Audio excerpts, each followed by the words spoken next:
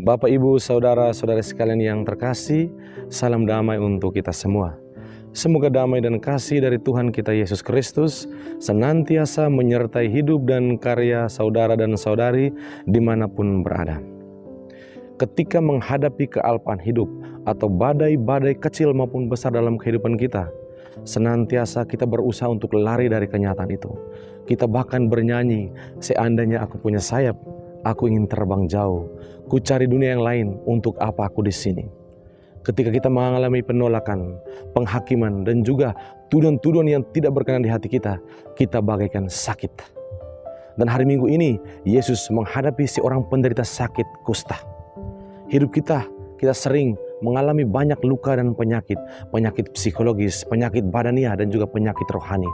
Dan hal-hal inilah menyebabkan kita merasa terasing dengan diri kita, dengan sesama, dengan Tuhan, dan juga dengan alam semesta. Hari Minggu ini Kristus mau menampilkan diri kepada kita sebagai Sang Allah. Dia Allah yang datang dekat dengan kita dan menyentuh kehidupan kita. Namun apa yang harus kita lakukan sebagai umat beriman yang mempercayai Dia yang adalah Allah? Kita belajar dari sang penderita penyakit pada hari Minggu ini, bahwa yang pertama-tama ia lakukan adalah datang dan tersungkur di hadapan Kristus. Dan dia memohon belas kasihan, kerahiman dari Sang Allah. Itulah tindakan kita, hendaknya di hadapan Allah yang Maha Kuasa. Kristus Sang Immanuel, Dia yang akan menyembuhkan semua luka dan penyakit kita. Hendaknya kita bersujud kepadanya.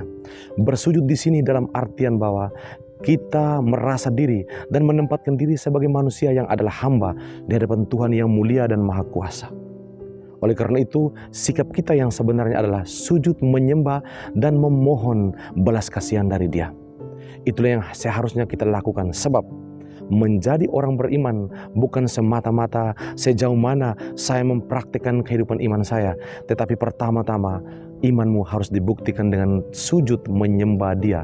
Di sanalah engkau menimba kekuatan, inspirasi, dan juga kesehatan budi dan akalmu untuk mampu mencintai dan berbagi kasih itu kepada dunia sebagai bukti bahwa engkau dekat dengan Sang Allahmu dan engkau mencintai Dia.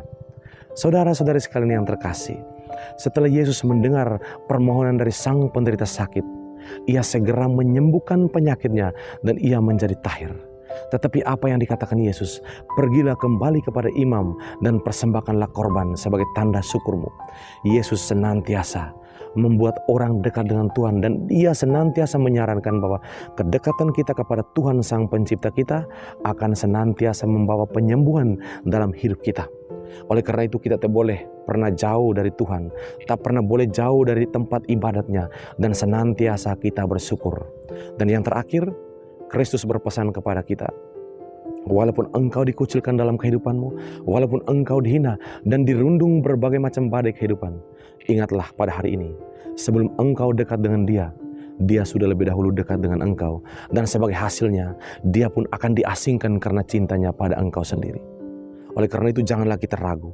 Mari kita kuatkan hati, kita kuatkan iman kita, agar kita pun senantiasa mendekatkan diri pada Kristus dan senantiasa memohon belas kasihan pada Dia. Sebab ketika engkau datang dan memohon belas kasihan pada Dia, Dia Allah Sang Maha Rahim akan senantiasa memberikan berkat tepat pada waktunya. Semoga Tuhan memberkati kita semua.